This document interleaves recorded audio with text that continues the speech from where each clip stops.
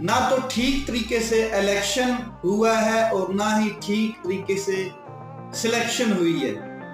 دونوں میں سے ایک کام کر لیتے, یا بالکل صاف اور شفاف الیکشن کروا لیتے یا پھر بالکل صاف اور شفاف سلیکشن کروا لیتے. الیکشن جو ہوا ہے اس کے اوپر بھی نہ پاکستان کے عوام سیٹسفائیڈ ہوئے ہیں ابھی تک, اور نہ ہی دنیا اس کے اوپر مطمئن ہوئی ہے. یعنی کہ اگر میں بات کروں تو دنیا اس کی بے ضابطگیوں کے بارے میں تشویش کا اظہار کر رہی ہے. کیسے؟